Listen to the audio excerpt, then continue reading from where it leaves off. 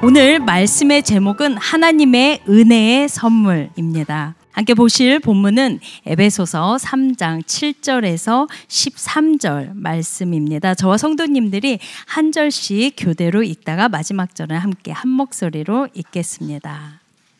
이 복음을 위하여 그의 능력이 역사하시는 대로 내게 주신 하나님의 은혜의 선물을 따라 내가 일꾼이 되었노라.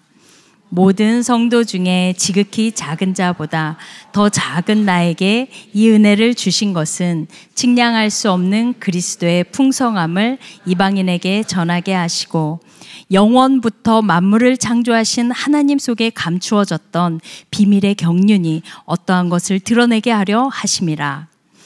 이는 이제 교회로 말미암아 하늘에 있는 통치자들과 권세들에게 하나님의 각종 지혜를 알게 하려 하심이니 곧 영원부터 우리 주 그리스도 예수 안에서 예정하신 뜻대로 하신 것이라.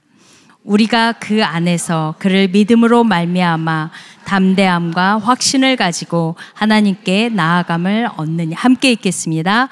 그러므로 너희에게 구하노니 너희를 위한 나의 여러 환난에 대하여 낙심하지 말라. 이는 너희의 영광이니라. 아멘. 와우, 몸둘 바를 모르겠습니다. 다 그 치유가 되고 회복이 되고 이미 다 제가 은혜 받고 돌아가는 것 같은데요. 우리 조은영 목사님이 달라지는 것 같습니다. 가면 갈수록 어쩜 이렇게 이런 멘트들을 잘하시는지.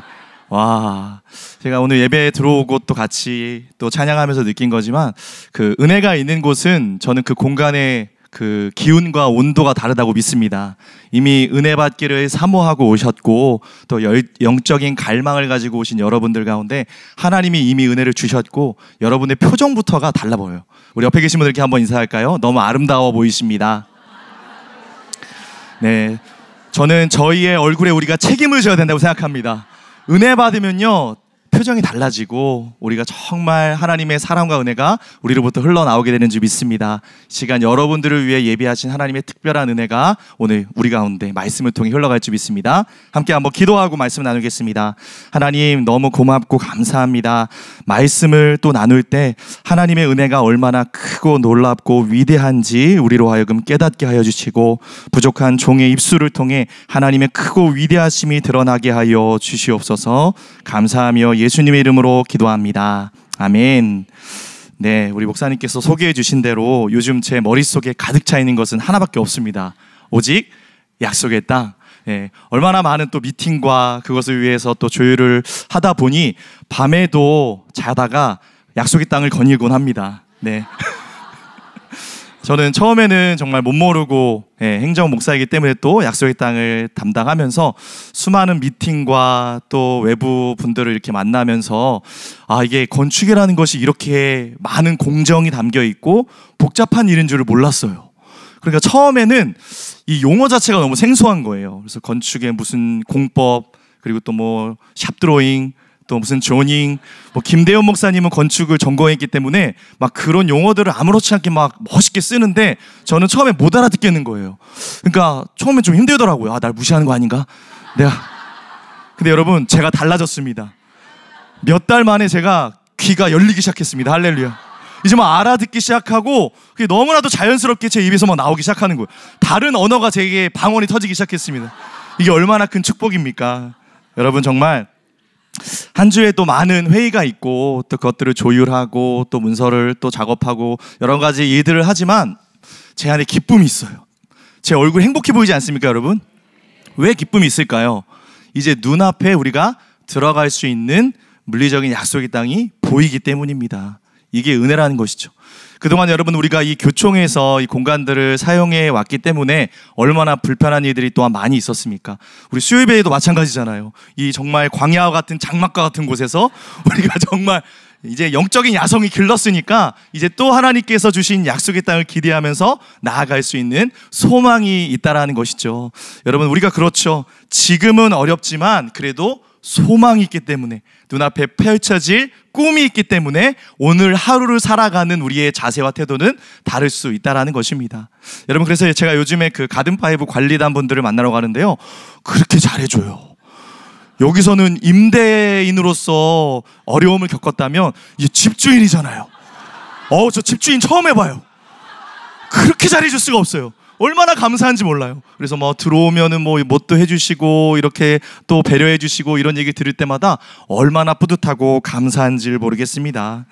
여러분, 이처럼 우리가 마찬가지죠. 우리가 하는 일들 속에서 때로는 어려움이 있고 상황에 또한 어려움은 있지만 복음을 위해서, 교회를 위해서 우리가 내가 쓰임받고 있다라는 것을 우리가 깨닫기 시작하면요, 그 어려움을 충분히 극복할 수 있고 뚫어낼 수 있는 힘과 능력과 지혜가 부어지는 줄 믿습니다. 저는 여러분들 가운데 그런 은혜가 있었으면 좋겠어요. 지금 당장은 내 삶을 들여다보면 너무 어렵고 힘들고 왜 나는 계속 광야일까? 그런데요, 광야를 겪어본 사람만이 약속의 땅에 대한 감사가 있는 줄 믿으시기 바랍니다. 고생을 해보잖아요. 그러면 작은 것 하나에 하나님이 숨겨놓으신 엄청난 은혜를 발견할 수 있게 되는 것입니다. 특별히 우리 수요 예배 드리시는 분들에게 부탁드리겠습니다. 여러분, 이제 들어가게 되면요, 담임 목사님께서 말씀해 주셨어요. 우리 수요 예배 팀이 가장 먼저 예배를 드리게 될 것입니다. 할렐루야. 네, 박수가 나와야죠. 네. 여러분, 그러기 위해서는 뭐가 필요할까요? 여러분의 중보가 필요합니다. 기도가 필요합니다. 제가 오늘 찬양하면서 그 가사 하나하나가 너무 묵상이 되는 거예요. 왜냐? 은혜 아니면 살아갈 수가 없어요. 정말 하루하루 수많은 변수들이 많고 인허가의 과정 속에서도요, 우리만 잘한다고 해서 되는 게 아니더라고요. 우리와 함께 파트너사들, 협력 그런 하는 공사 업체들이 하나님의 은혜로 하루하루 수많은 변수들을 하나님 주시는 은혜로 뚫어 나갈 때, 주님의 은혜가 있을 때 이 모든 것들이 차질이 없이 진행될 것이고 우리가 예정되어 있는 그 시간에, 그 일정에 들어가게 될 줄 믿습니다. 그러니까 여러분, 우리가 어떻게 기도해야 돼요?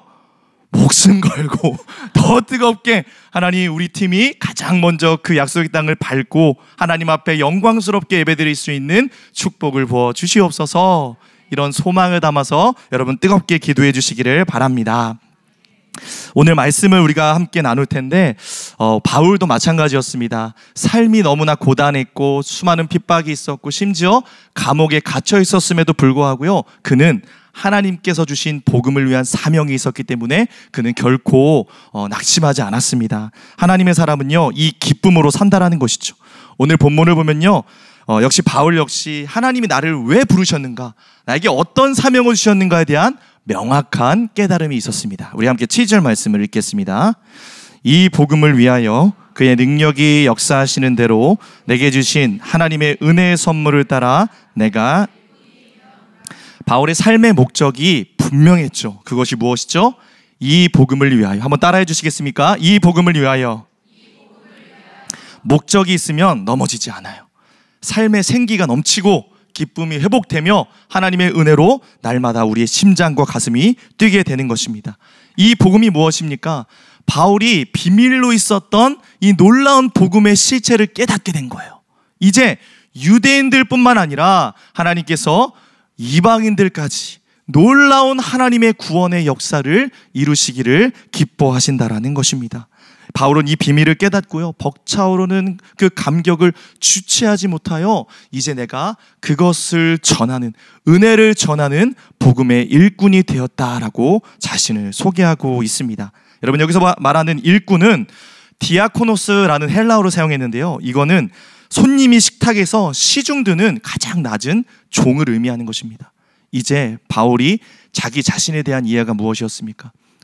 나는 하나님 앞에 복음의 종이 되어서 일평생 이렇게 살아갈 것을 결단하고 있는 것입니다. 여러분, 바울의 이름이 언제 바뀌었는지 여러분 아시죠? 다메섹 도상에서 예수 그리스도를 만나 정말 눈이 멀 정도로 하나님의 놀라운 은혜 앞에서 뒤집어지고 난 이후에 그의 이름이 바뀌어졌습니다. 여러분, 사울에서 바울로 이름이 바뀌었는데 바울의 이름 뜻이 무엇인지 아십니까? 작은 자란 뜻이에요. 왜 그것을 자신의 이름으로 삼았겠습니까? 잊지 않겠다라는 거죠. 내가 누구인지. 어떤 일을 하고 어떤 사명을 감당할 때 내가 누구인지를 잊지 않겠다라는 거예요. 하나님, 나는 이 사명과 일을 감당하기에 자격이 없는 작은 자입니다. 하나님의 은혜로 내가 오늘 이곳에 서 있다는 것을 잊지 않고 사명을 감당하겠다라는 믿음의 결단입니다. 여러분, 여기서 중요한 것, 바울이 일꾼이 된 것을 하나님의 은혜의 선물이라고 고백하고 있지 않습니까?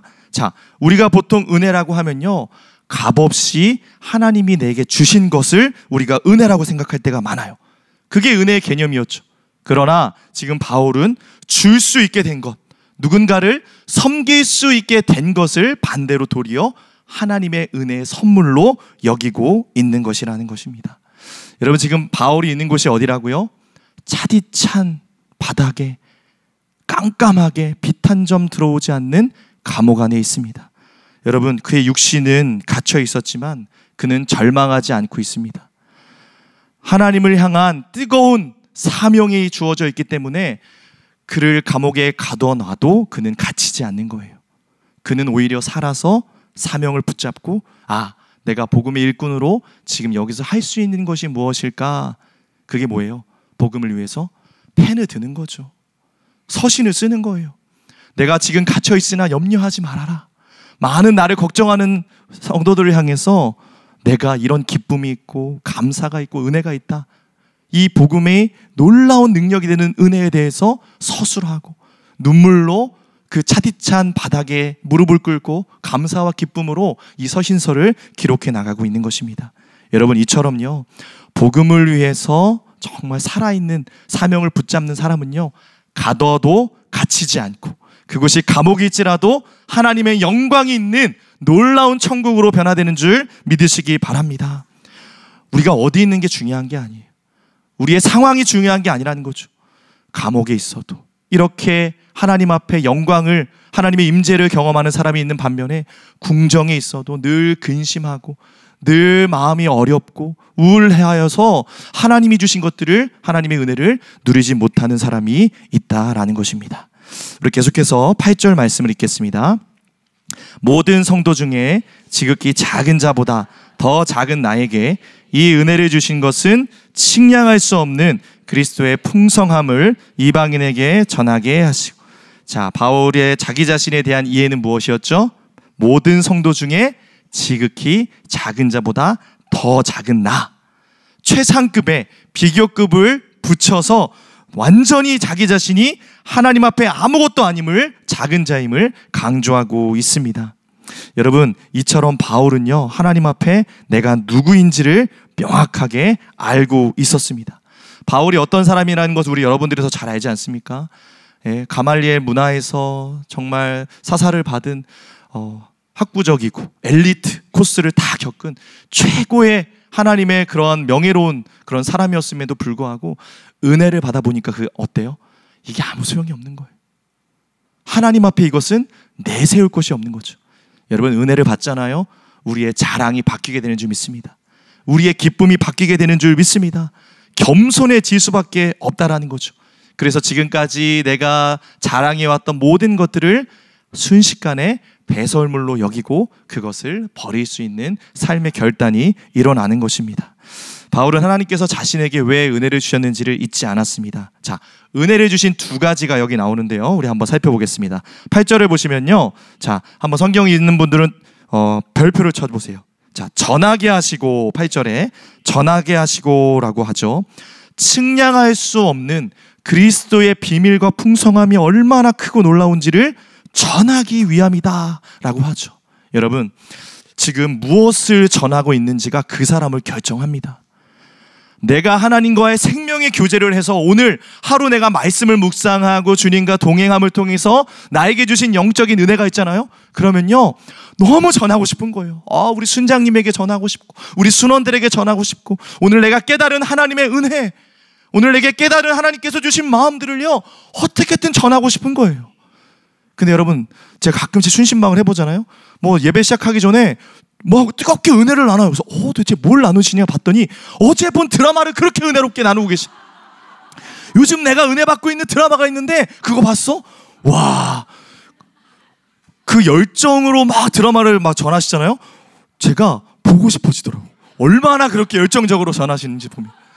여러분, 이처럼요, 우리가 뭔가 은혜 받고 관심을 갖고 거기에 빠져들게 되면 반드시 그것을 전하게 되는 줄 믿습니다. 내 안에 주님과 함께 동행하는 기쁨이 있고 하나님의 사랑으로부터 나온 열매가 있잖아요. 그러면 견딜 수가 없는 거예요.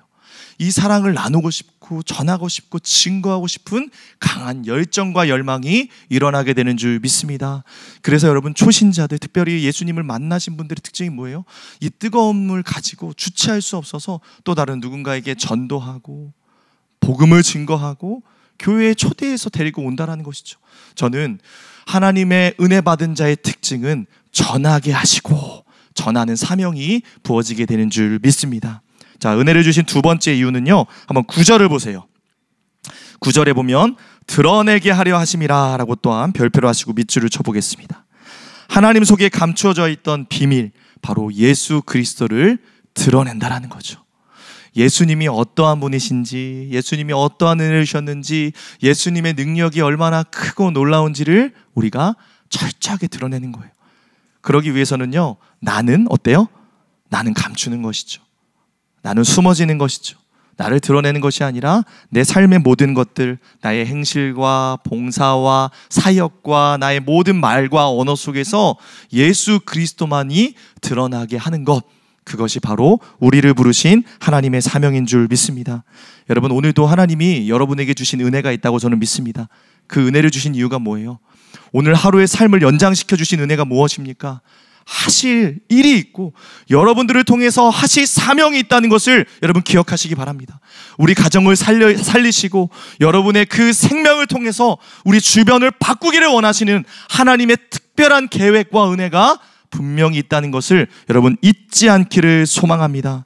내 상황이 어려움에도 불구하고 묵묵히 그 자리, 그 섬김의 자리와 봉사의 자리를 지키고 계시는 그런 분들이 계세요. 저는 그런 분들 볼 때마다 그렇게 감동이 되고 그렇게 정말 하나님 앞에 감사가 나옵니다. 여러분, 그 자리를 지키고 계신 분들 정말 잘하시는 것입니다. 언젠가부터 우리가 어떤 일을 감당하고 봉사를 하고 헌신을 하는 기준이 뭐가 돼요? 내 상황이 좀 괜찮아질 때, 내가 할 만한 일들이 생겼을 때. 여러분들, 그렇지 않아요. 우리가 그 기준이 바뀔 수 있기를 원합니다. 내 상황이 나아진다고 여러분 내가 그 일을 감당한다 하잖아요. 그러면 평생 할 수 없을 거예요. 그러나 바꾸어서 하나님이 오늘 나에게 감동을 주실 때, 교회가 필요하다면, 하나님이 원하신다면 기꺼이 내 지금의 상황은 어렵지만 그럼에도 불구하고 하나님이 필요하다고 하실 때 내 능력이 부족하지만 그 일을 믿음으로 도전함으로 뛰어드는 자에겐 하나님이 그 사명을 감당할 수 있는 힘과 능력과 지혜를 부어주실 줄 믿습니다. 하나님은 그런 사람을 오늘 찾으시는 거예요.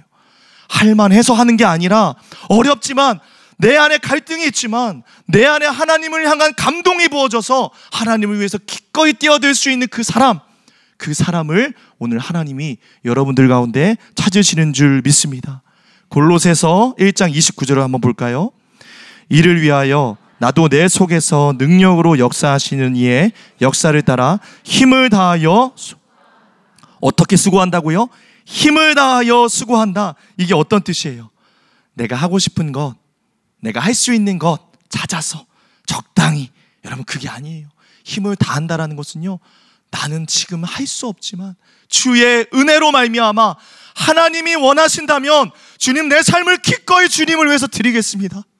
나는 지금 너무나도 하나님 앞에 갈등이 나고 할 수 없다라고 수만 가지 논리가 내 머릿속에 맴돌지만, 하나님, 주님이 원하신다면, 주님이 기뻐하신다면 주의 영광과 나라와 주님의 뜻을 위해 내가 기꺼이 결단하며 나의 시간과 나의 물질과 나의 것을 주님 앞에 드리겠습니다. 여러분, 이게 힘을 다하여 주님 앞에 하는 수고인 줄 믿으시기 바랍니다. 여러분, 이렇게 힘을 다해서 하나님의 사명을 감당하는 자에게 하나님이 어찌 외면하시겠습니까? 하나님께서 힘을 주시고 그 영광스러운 비밀을 맡은 일꾼으로서 사명을 감당할 수 있는 하나님의 기름 부으심을 넘치도록 부어주실 줄 믿습니다. 여러분, 하나님이 부르시고 사명을 주는 자는요, 그냥 그렇게 하나님이 내버려 두시지 않아요. 그 일을 감당할 수 있도록 여러분, 우리의 가정에 회복을 주시고 우리에게 힘을 주시고 그를 넘치도록 그 일을 감당하고도 넘칠 만한 능력을 주는 줄 믿으시기 바랍니다. 하나님이 저를 부르셨을 때 저는 잊지 못합니다. 하나님에게도 저에게 은혜를 주셨는데요, 제가 목회자가 되어 하나님의 일꾼으로 부름받을 수 있었던 것도 그 은혜가 있었기 때문입니다. 여러분, 제가 하나님의 그 말씀을 듣고 복음의 깨달음이 있어서 하나님 앞에 헌신했던 이들이 여러분 고등학교 3학년 때예요. 고3 때 은혜를 주셨는데 여러분 수련회를 조심하시기 바랍니다.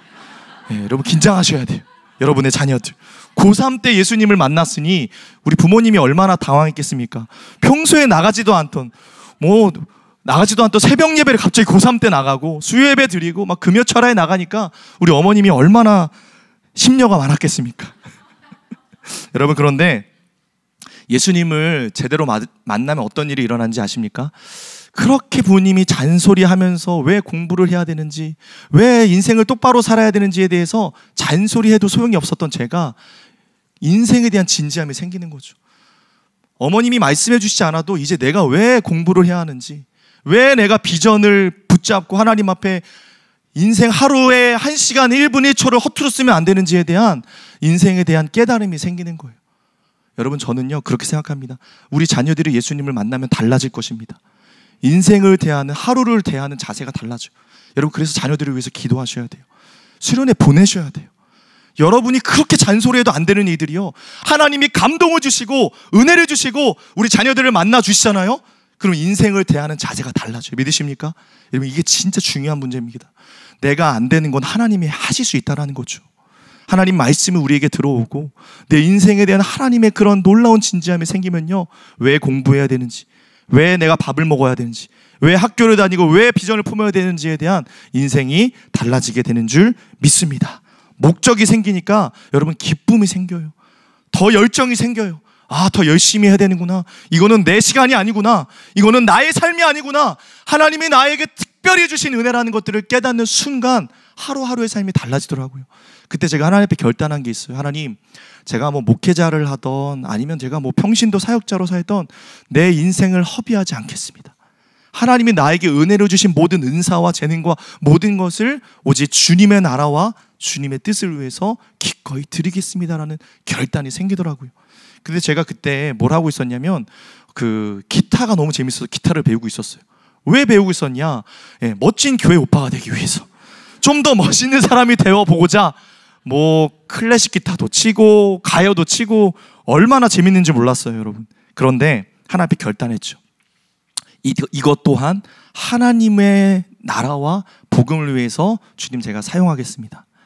그런 결단을 드리면서 하나님 앞에 기도했더니 갑자기 전도사님이 어디서 제 기도를 들으셨는지, 너 그 기타를 좀 더 내가 가르쳐 줄 테니까 찬양인도 한번 해보지 않겠냐. 그거 마침 제가 기도하고 있었던 것에 대한 응답인 거잖아요. 그래서 하나님 알겠습니다. 전사님 알겠습니다. 제가 그렇게 하나님 앞에 결단하며 고3 때 처음 찬양인도를 하고 기타를 들고 섰거든요. 저는 그날 아직도 잊지 못합니다. 제가 멋지게 찬양인도를 했겠습니까? 그날 그 많은 친구들과 선생님들이 있는 앞에서 고3 때 멋지게 음이탈이 나는 바람에 정말 큰 창피를 당한 거예요. 그게 아직도 트라우마예요. 그래서 제가 정말 쥐구멍에 들어가서라도 심고 싶은 심정으로 그렇게 그날을 잘 찬양인도를 마치고 나서 내가 이대로 해서는 안 되겠다.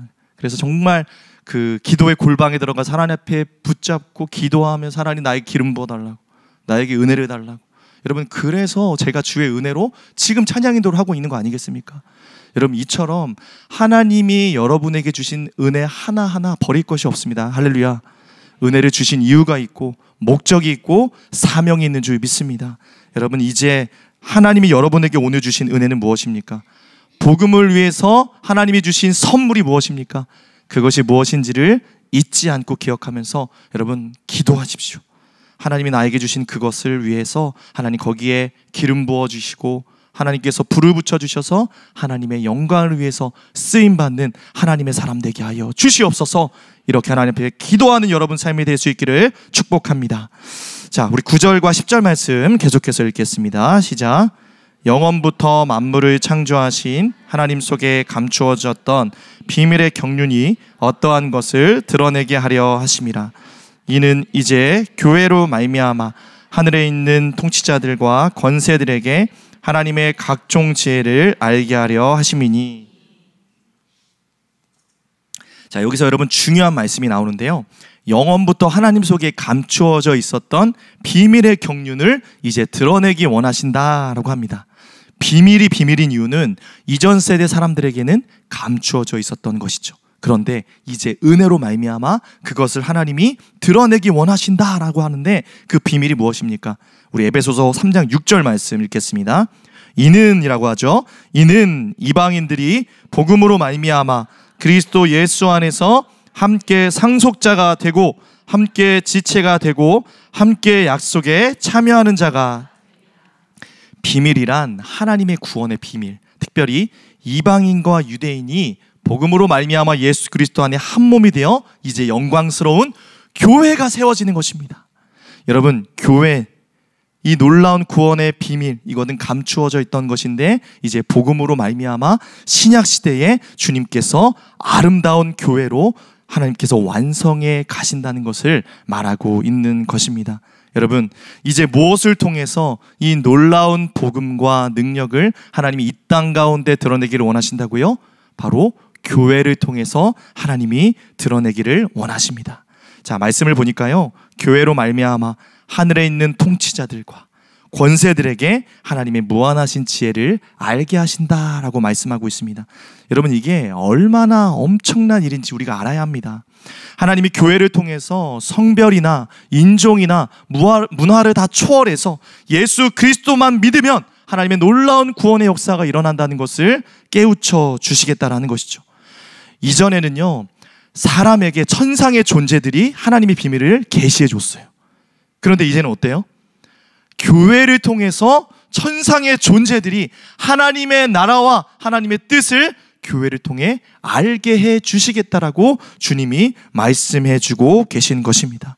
여러분, 이게 바로 교회의 위대함인 것이죠. 사단의 전략은 무엇이었습니까? 아담을 타락시킴을 통해 인간이 이제 더 이상 회복할 수 없는 존재로 만들어버리고 하나님의 교회를 세워질 수 없도록 만들었죠. 그러나 하나님께서 예수 그리스도께서 자신의 하나밖에 없는 아들을 우리에게 생명으로 내어 주심을 통해 하나님께서 우리를 회복시켜 주셨고 교회를 이 땅 가운데 세워 주셨습니다. 교회는 그리스도의 놀라운 신부라는 것이죠. 이제 이 교회를 통해서 주님이 나머지 남겨진 지상의 명령과 하나님의 사명을 감당하게 하기 원하시는데, 처음에 우리 생각해 보세요. 교회가 탄생했을 때 그 시점에 교회, 하나님의 예수님의 그 제자들, 여러분 제자들의 모습을 보면 어떠합니까? 속이 터지죠. 오합지졸과 같이 예수님을 배반하고 예수님을 등지고, 여러분 그런 사람을 봤을 때 우리가 정말 기대감이 생깁니까? 여러분, 그런데 이 제자들이, 오합지졸 같은 무리들이 예수 그리스도로 말미암아 복음을 깨닫고 은혜를 받고 성령의 능력 안에서 하나님의 놀라운 기름 부으심을 받았을 때 어떤 일이 일어나죠? 교회를 위해 목숨을 예수님이 주셨듯이 목숨 걸고 복음을 위해 살아가는 놀라운 하나님의 군대로 세워졌던 것을 우리가 기억합니다. 여러분, 이렇게 교회는요, 약한 자들이지만 주님의 능력을 받아서 강한 하나님의 군사로 일어나는 것, 이것이 하나님의 놀라운 계획인 줄 믿습니다. 저와 여러분을 하나님께서 이 교회로 오늘 부르셨어요. 여러분, 하나님은요, 세상에 미련한 것들을 택하사 지혜 있는 자들을 부끄럽게 하시고 약한 자들을 택하사 강한 자들을 부끄럽게 하시는 하나님의 능력임을 믿으시기 바랍니다. 아직 우리에게 이런 생각이 있을 때가 있죠. 내가 이렇게 약한데, 부족한데 쓰임받을 수 있을까? 그렇지 않습니다. 오늘 하나님이 약한 우리를 통해서, 우리 교회를 통해서 크고 놀라운 하나님의 영광스러운 비밀을 이 땅 가운데 선포하시고 이루어 주시는 줄 믿습니다. 이제 우리가 새로운 약속의 땅 시대를 준비하면서 너무나 중요한 사명을 우리 새로운 교회가 저는 받았다고 믿습니다. 여러분, 많은 사람들이 우리 새로운 교회를 주목하고 있는 줄 여러분 아십니까?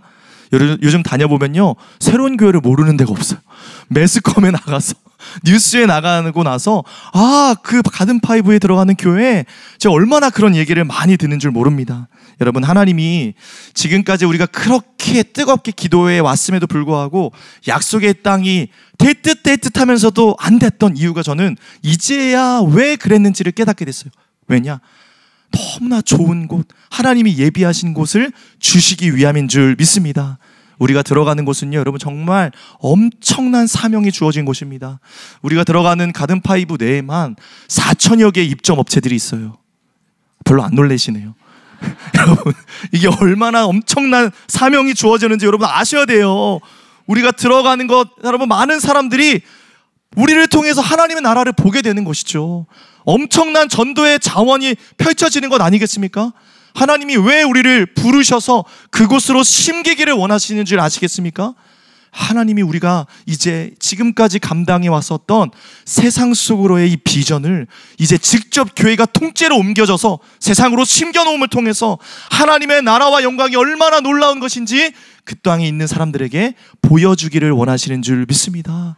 이것이 얼마나 큰 위대한 사명입니까? 여러분, 제가 약속의 땅을 진행하면서 많은 실무자들과 담당자들을 만나잖아요. 얼마 전에도 송파구청의 이제 구청장님과 그 실무자들을 만났어요. 그랬더니 그분들이 먼저 와, 어떻게 새로운 교회는 가든파이브에 들어올 생각을 했냐는 거예요. 아니, 보통 교회들 같으면 자기들만의 멋진 막 건물을 만들어서 단독 건물로 그렇게 짓고 싶어 하지, 이렇게 상권이 다 죽어 있는 곳에 교회가 들어온다니, 자기가 감동받았다는 거예요. 그래서 교회 다니시는 분도 아닌데 그 교회, 새로운 교회가 어떤 교회인지 막 홈페이지도 들어가 보고 한옥 목사님이 어떤 분인지 A4 용지로 막 조사해온 자료를 저한테 막 보여주는 거예요. 이거 보라고. 여러분, 저는 그때 뭘 깨달았냐면요, 그렇구나. 세상은 교회를 주목하고 있어요. 교회가 어떠한 곳인지, 이 교회가 들어오는 것이 자기들에게 어떠한 의미인지를 우리에게 손을 내밀고 있다는 건 세상이 안다라는 거죠. 여러분, 저는 그렇습니다. 우리가 약속의 땅에 나아가는 것은 이 과정조차도 하나님의 귀한 이 세상을 향한 메시지가 되는 줄 믿습니다. 우리를 위해서 이 땅에 낮아짐으로 오신 예수 그리스도께서 우리와 하나 되기 위해서 오셨던 것과 같이 이제 우리도 우리만의 나라, 우리만의 영광을 위해서 건물을 짓는 게 아니라 우리가 그 상권을 살리고 우리가 함께 상생함을 통해서 교회가 세상에 들어갔을 때 얼마나 세상이 달라지는지, 아름다워지는지, 그 공간이 하나님의 임재와 영광으로 말미암아 얼마나 빛나고 아름다워지게 되는지 여러분, 저는 보여질 수 있다라고 믿습니다. 여러분, 정말 5천 명의 긍정적인 그런 생각을 가진, 에너지를 가진 사람들이 그 공간에 들어갔을 때 우리 교총 보세요. 얼마나 달라졌습니까? 이제 또한 그런 놀라운 일들이 그 송파 땅에 이루어지게 될 줄 믿습니다. 여러분, 우리가 들어가는 것은 세상도 안다라는 거죠. 어떤 일이 일어나게 되는지. 그러니까 여러분, 저는요 요즘 일주일에 2-3번씩 갈 때마다 뭐 사 먹고 뭐 식사할 때마다 알려요. 좋은 매너를 지키면서 교회에서 오셨나 봐요. 그럼요, 교회에서 왔습니다. 자주 올 거고요. 네, 앞으로 우리 좀 잘해주세요. 여러분, 그동안에는 이제 땅 밟기가 금지됐다면 이제 가세요. 수요예배 팀들 3-4 모여 가서 식사하시고, 거기서 물건도 좀 사시고, 그렇지만 깎지 마세요. 좀 그러지 좀 마세요. 뭐 얼마나 한다고 그거. 제발 부탁드리겠습니다. 뭐 타협하지 마시고 가서 잘해주시고 덕을 세우시고 빛을 비추시고 그들에게 잘해주심을 통해서 뭘 위해서요? 복음을 위해서, 하나님의 나라를 위해서. 여러분이 가는 것 자체가 메시지가 돼야 되는 거예요. 아멘? 그러면 우리 교회 분들만 오면 내가 너무 기쁘고 막 신이 나고 저분들은 뭔가 다르고 기분이 좋아지는 거, 여러분, 그게 우리가 해야 될 사명인 줄 믿습니다. 여러분, 그래서 정말 이제 많이 가셔서 교회를 알리시고 교회가 들어오는 것이 얼마나 큰 기쁨이고 영광이며 축복인지를 만방에 알게 하시는 사명이 여러분에게 있는 줄 믿습니다. 여러분, 그래서 세상 속으로 이제 우리가 들어가잖아요. 마냥 좋을 수만은 없어요. 왜냐? 여러분, 반대로 한번 생각해 보세요. 우리가 하나님 주시는 이제 일꾼이 돼요. 교회가 돼요. 교회에서 주신 사명이 있다고 했잖아요. 이제 우리가 세상 속으로 들어간다는 건 반대로 어떤 뜻이에요? 긴장해야 돼요. 거룩해야 돼요. 우리가 준비함 없이 세상으로 나아갈 때 우리가 오히려 세상에 물들 수 있다는 거죠. 여러분, 영적인 긴장감을 가지고 하나님의 말씀에 무장하여서 우리에게 있는 성령의 은혜가 흘러갈 수 있도록 여러분, 더 뜨겁게 기도로 준비할 수 있기를 소망합니다. 여러분, 그게 영적인 원칙이라는 거죠. 내게 은혜가 없으면, 내게 어떤 해이한 마음이 있으면 우리가 세상의 문화에 빠질 수밖에 없다라는 거죠. 이걸 뭘 보면 알 수 있어요? 이스라엘 백성들을 보면 알 수 있지 않습니까? 거기가 너무 좋은 거예요. 거기가 너무나 아름다운 거예요. 아니, 예배 드리러 가는 줄 알았더니 쇼핑하러 가네? 예배 드리러 가는 줄 알았더니 그냥 그게 좋아서 가네? 여러분, 그러면 안 된다라는 것이죠. 영적인 정중동을 지켜가면서 우리가 그 땅에 왜 나아가는지에 대한 본질적인 부분을 여러분 결코 타협하지 않는 여러분 될 수 있기를 축복합니다. 지금부터 그 마음을 준비하셔야 돼요. 우리는 예배함으로, 하나님 앞에 거룩함으로 구별되어 나아갈 때 결코 우리가 세상에 물들지 않고 세상을 하나님의 복음으로, 말씀으로, 선한 영향력으로 흘려보낼 수 있는 우리 새로운 교회가 될 줄 믿습니다. 그래서 하나님께서 지금까지도 우리 교회가 정말 세상 속으로, 열방 속으로, 미래 속으로의 사명을 너무나 잘 감당해 오지 않았습니까? 이제 우리가 복음의 항공모함이 되어서 그 땅에 있는 수많은 사람들을 품는 거예요. 그렇죠? 이제 천상의 존재들도 궁금해하는 하나님의 복음의 역사가 얼마나 위대하게 나타나고 드러내는지를 보여주는 것입니다. 여러분, 이제 계속해서 우리 11절 말씀을 같이 나누겠습니다. 시작. 곧 영원부터 우리 주 그리스도 예수 안에서 예정하신 뜻대로 하신 것이라. 우리가 하나님의 거룩한 일꾼이 되어 사역하는 이 모든 것들이요, 우리의 계획이 아니라는 거예요. 하나님의 예정하신 뜻이 있다라는 거예요. 여러분, 이 약속의 땅도 우연이 아닌 것을 이제 알게 되지 않았습니까? 하나님의 예정하신 계획 속에 우리가 오늘 하루 하나님의 은혜로 걸어가고 있다는 것을 알아야 돼요. 그러니까 여러분, 뭐예요? 우리가 뭔가 하는 모든 일들이 즉흥적으로 결단해서 되는 게 아니라 하나님이 우리 마음에 감동을 주시고 계획이 있었기 때문에 이 일이 일어나는 것인 줄 믿습니다. 이게 바로 그래서 하나님의 부르심인 거예요. 그래서 여러분, 우리가 중요한 것, 이 부르심을 거절하지 않아야 돼요. 부담스러워하지 않아야 됩니다. 은혜를 받았으면, 은혜에 걸맞는 사명이 주어졌으면 이제 우리가 그 사명에, 하나님의 부르심에 뛰어들 수 있어야 된다는 것이죠. 우리 12절 말씀 읽어볼까요? 우리가 그 안에서 그를 믿음으로 말미암아 담대함과 확신을 가지고 하나님께 나아감을 얻느니라. 아멘. 우리가 감당하는 이 사명에 대한 힘과 능력을 어디서 얻을 수 있다고요? 12절 보세요. 어디서요? 그 안에서 그를 믿음으로 말미암아 담대함과 확신을 얻는다 하지 않습니까? 여러분, 우리가 어디서 힘을 얻는다고요? 우리 삶에 예수 그리스도를 중심으로 모셔둘 때에 그 안에서 하나님이 공급해 주시는 힘이 있고 생명이 있고 능력이 있어서 그 힘으로 말미암아 우리가 사명을 감당하게 되는 줄 믿습니다. 여러분, 그 안에 거하십시오. 예수님을 여러분의 삶의 정중앙에 가장 가까운 곳에 두십시오. 그때 여러분, 우리가 말할 수 없는 하늘의 영광과 지혜가 부어지게 되는 줄 믿습니다. 예수 안에 능력이 있습니다. 예수 안에 지혜가 있습니다. 오늘 그 지혜를 구하기 원하시는 분들, 예수님을 붙잡으십시오. 예수님을 여러분의 삶의 중심에 두십시오. 그때에 우리가 모든 것을 능히 감당할 수 있는 담대한 믿음이 부어지게 될 줄 믿습니다. 이런 믿음이 있기 때문에 바울은요, 이런 근거를 붙잡고 담대하게 13절 말씀을 선포하고 있습니다. 같이 읽겠습니다. 그러므로 너희에게 구하노니 너희를 위한 나의 여러 환난에 대하여 낙심하지 말라. 이는 너희의, 너무나 멋진 고백 아니겠습니까? 믿음이 약한 몇몇 성도들을 향해서 바울이 이렇게 고백하고 있는 거예요. 내가 이렇게 복음을 위해서 감옥에 gat혀 있는 거 염려하지 말아라. 낙심하지 말아라. 이게 오히려 하나님 나라의 영광을 드러내는 놀라운 일들이 될 것이다. 할렐루야. 여러분, 여러분이 지금 겪고 있는 어려움들, 아픔들, 상황들, 여러분 염려하지 마세요. 낙심하지 마세요. 그 일을 통해 오늘 하나님의 영광을 드러내는 놀라운 일들로 바뀌어지게 될 줄 믿습니다. 근데 여러분, 믿음이 있어야 된다는 거죠. 하나님이 행하실 이들에 대한 믿음의 선포가 있어야 된다는 것이죠. 여러분, 그래서 오늘 말씀이 이렇게 말하고 있지 않습니까? 우리 11절 말씀을 다시 한번 읽어볼까요? 시작. 곧 영원부터 우리 주 그리스도 예수 안에서 예정하신 뜻대로 하신 것이다. 그 뜻이 있다는 것을 믿고 우리가 낙심하지 않는 것이죠.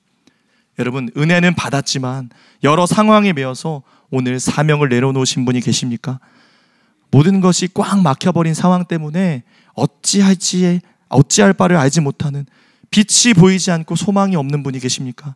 오늘 그 갇힌 감옥 안에서 바울의 눈은 빛나고 있었고 바울의 심장은 뛰고 있었다는 것을 우리가 기억할 수 있기를 원합니다. 은혜 받을 때는요, 뭐든지 다 할 수 있을 것 같은데 또 현실 속에 돌아가 보면 어떻죠? 아유, 그럼 내가 그렇지, 내가 뭘 할 수 있을까? 여러분, 이 마음과 싸워내는 거예요. 이겨내는 것입니다. 여러분, 우리가 억울한 일도 당하고 옥에 갇히기도 하고 고생대로 할 수도 있습니다. 이게 복음을 위한 사명자에게 주어진 우리의 숙명인 거예요. 이것을 더 이상 이상한 일로 여기지 않고 은혜를 받았으면 은혜에 합당한 열매가 여러분의 삶에 이루어지게 되기를 축복합니다. 더 이상 초보적인 신앙에 머물러 있는 게 아니라요, 더 이상 내 신앙만 간신히 유지하며 살아가는 인생이 아니라 이제는 내게 받은 은혜를 흘려보내는 자로, 하나님의 사명을 감당하는 자로 서는 것입니다. 이제 약속의 땅을 향해 나아가며 우리가 해야 할 일이 얼마나 많습니까? 우리가 이제 영적인 무장을 이루어서 세상 속에 나아가야 합니다. 우리 마지막으로요, 에베소서 3장 8절 말씀을 좀 읽겠습니다. 시작. 모든 성도 중에 더 작은 나에게 이 은혜를 주신 것은 측량할 수 없는 그리스도의 풍성함을 이방인에게 전하게. 은혜를 주신 이유가 뭐라고요? 이걸 잊지 말아야 돼요. 하나님의 은혜를 주신, 측량할 수 없는 하나님의 놀라운 은혜와 축복을 전하게 하시기 위함인 줄 믿습니다. 여러분, 은혜를 받으면 가만히 있을 수가 없어요. 어떤 일이 일어나요?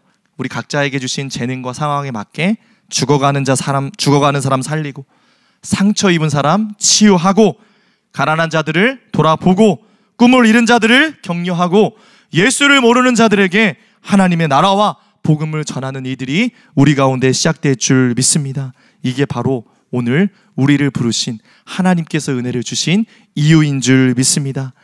왜 살아야 하는가, 왜 은혜를 주셨는가를 아는 자는 하루하루의 삶이 달라지는 줄 믿습니다. 삶이 심플해져요. 그리고 그렇게 심플하게 그것에 집중하며 살아가는 인생은요, 그 삶에 능력이 나타나게 되는 줄 믿습니다. 하나님이 오늘 여러분의 삶에 능력을 주시기를 원하십니다. 여러분, 더 이상 머리 안에 복잡한 생각들과 나를 짓누르는 그 모든 것으로부터 오늘 믿음의 선포를 하십시오. 나를 묶고 있는 감옥과도 같은 어둠과 나의 마음을 짓누르는 그 문제로부터 여러분 예수 그리스도의 이름을 선포하십시오. 그리고 여러분 자유케 하십시오. 그리고 오늘 나에게 주신 사명, 그 부르심을 다시 한번 붙잡고, 하나님, 내게 은혜를 주신 이유를 잊지 않겠습니다. 오늘 일어나겠습니다. 오늘 사명 감당하겠습니다. 나는 더 이상 이렇게 눌려있는 존재, 갇혀있는 존재가 아닙니다. 하나님, 우리 교회를 통해서 하나님 앞으로 약속의 땅에서 이루실 일들이 얼마나 많습니까? 하나님, 오늘 나를 불러주십시오. 오늘 그 부르심을 새롭게 붙잡고 믿음의 자리로, 사명의 자리로, 기쁨의 자리로 다시 한번 결단하며 일어날 수 있는 여러분들의 삶이 될 수 있기를 주의 이름으로 축복합니다. 기도하겠습니다. 하나님, 감사합니다. 하나님의 은혜의 선물을 주신 이유, 오늘 우리 마음에 새겨 넣습니다. 하나님, 더 이상 감옥에 갇힌 하나님 우울한 사람처럼 살지 않겠습니다. 이 모든 상황과 환경을 뚫고 나에게 사명이 있다는 것을 잊지 않고 죽지 않고 살아 여호와의 영광을 선포하는 그런 충만한 하나님의 인생으로 오늘 나를 다시 한번 세워 주시옵소서. 나에게 주신 재능과 시간과 이 모든 것들이 그저 그냥 주신 것이 아니라 하나님 왜 주셨는지를 잊지 않고 오늘 그것을 기쁨으로 흘려보낼 수 있는 믿음의 삶으로 살아내게 하여 주시옵소서. 감사드리며 예수님 이름으로 기도합니다. 아멘.